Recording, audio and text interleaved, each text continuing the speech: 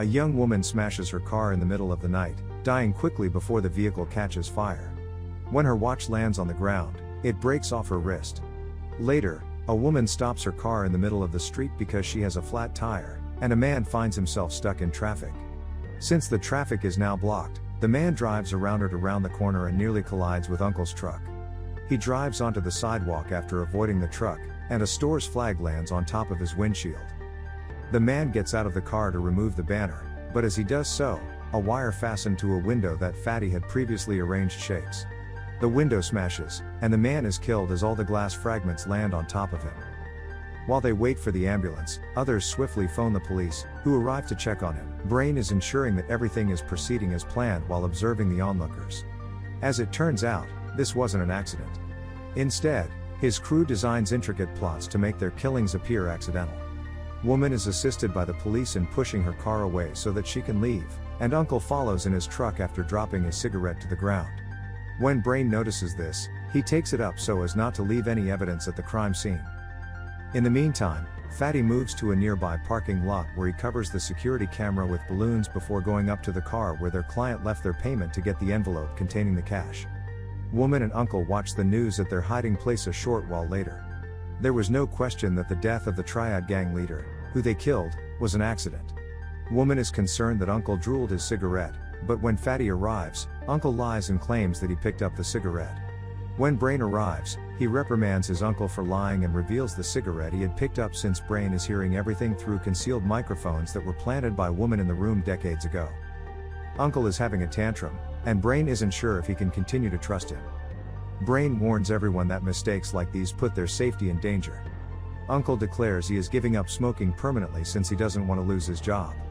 After their encounter, Brain leaves using 3 separate modes of transportation to avoid being followed.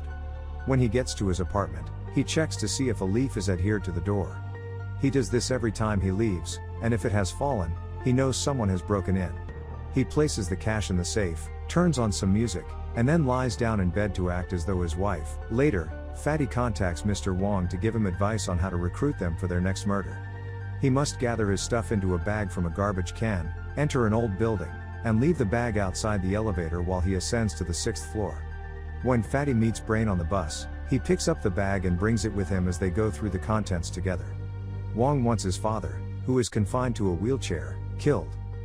The crew investigates the area to come up with ideas for accidents after Brain accompanies his father for several days and memorizes their routine. Brain will not even consider the possibility of a car accident, therefore their best alternative is to use the electricity that runs the neighborhood tram. Finally, they decide to attach a wire from the tram cable such that it will come into touch with the victim as soon as he crosses the rails. The idea will need to be carried out during a night of rain, though, to make it conduct electricity. The team practices flying kites in the rain to put such wire on the cable. They wait for a wet night to arrive as predicted by forecast, and when it does, everyone positions themselves. Woman will fly the kite, the uncle will pose as a toy vendor on the side of the road who also happens to have balloons, and Fatty will pretend to be making deliveries while riding a bicycle. Wong and his father have to abandon their plan for that day because it does not begin to rain at the precise moment they cross the lines. It starts pouring as soon as they leave, and the subsequent several attempts likewise fail since rain never falls on time, as if the weather is mocking them. Woman and Fatty observe Uncle violating his word and having a cigarette one night while they are waiting. They chastise him and remind him that he promised to leave a few days ago, but when he forgets, he starts to display symptoms of Alzheimer's. Given that Uncle is ill, Woman and Fatty believe they should cancel the expedition. However, just then, it begins to rain. Brain gives the order to carry out the plan because he doesn't want them to miss the opportunity they have been waiting for so long and because their uncle insists he is fine. Woman first allows the kite to become entangled in the tram cable. Uncle is then expected to release the balloons meant to cover the security camera, but he fails to do so. Fatty drives his bicycle close to Wong in an attempt to cause him to trip and fall after Brain informs him that they can take the risk since it is dark and raining. The elderly man slips back into the tram tracks as a result of him letting the grip of the wheelchair, touching the kite wire, and dying instantaneously. Brain then rushes off to find Uncle and runs into an unidentified individual. He steps onto the street, avoiding them, and doesn't see the approaching bus. The bus driver swerves the vehicle in an attempt to miss Brain but instead hits Fatty before colliding with a car. Before passing away, Fatty questions whether this was an accident, and Brain rushes to check on him. Without wasting any time, Brain steals all of Fatty's office supplies and flees before the authorities can catch up with him. Later, when Brain gets to his flat, he discovers the leaf on the floor, which suggests that someone has broken in.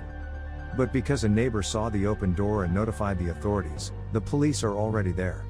The safe is empty and the apartment is in disarray, but Brain is relieved to discover that they left his wife's watch behind.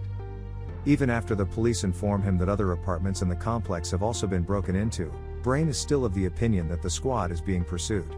He takes the SIM card out of his phone to prevent tracking out of sheer paranoia, which makes Woman angry because she can't get in touch with him.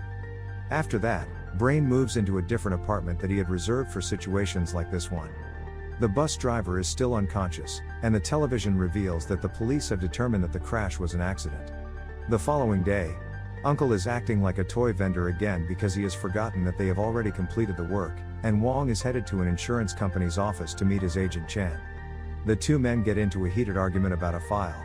Then, when Brain goes to a nearby fast food restaurant for lunch, he meets Woman by accident and hears her explain her concerns. As soon as she starts to speak, Brain cuts her off and goes. The following evening, Brain sees Uncle, who has begun taking medications, and informs him that his scheme has failed. Brain drives him to one of his several apartments the following morning when he has to stop Uncle from taking his medication twice. Uncle acknowledges that he is unable to remember exactly when he started becoming so forgetful and what his health was like at the time. However, he is aware of Brain and the fact that his wife was killed by a speeding automobile.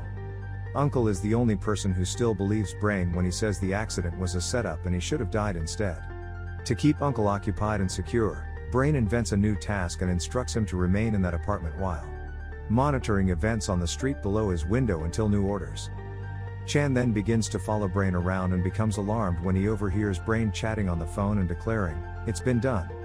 At home, he appears to be living a typical life, but Brain can't help but notice that Chan's apartment is for rent. Brain adjusts his appearance the following day and rents the vacant apartment. He puts up a ton of mirrors so he can always keep an eye on the entrance, then enters Chan's flat to look into the man more deeply. He starts by looking over all the personal items for any hints, but he finds none. He then puts in a few covert microphones before going back to his residence to sketch Chan's floor plan on his ceiling. From that point forward, Brain keeps a tight eye on Chan and records every conversation he overhears. The only person he occasionally converses with is his uncle, who continues calling to remind him of the balloons. Every time Chan heads to the workplace, Brain follows him and observes him there. Wong talks to Chan again one morning while appearing to be in extreme distress. Brain waits after being astonished to see that a balloon has already been placed over the security camera, allowing him to learn that Woman is on his way to get the package. She tells Brain she is now in charge of picking up payments when he calls her after she gets into her car. Since Fatty wasn't meant to tell anyone on the team about this customer, Brain doesn't believe what Fatty told her about him. Brain demands to know who staged the bus crash and accuses her of betraying Fatty by having previously followed him. Woman accuses him of being insane for believing it wasn't an accident, but Brain chooses to kill her nevertheless. The tap on a nearby pipe flies off under the force of the water and strikes Woman in the head, setting off the fire alarm. Brain makes sure she is dead and wipes his fingerprints off the alarm before removing the envelope with the money. He witnesses Wong falling to the ground and dying in an instant as he makes his way outside the building.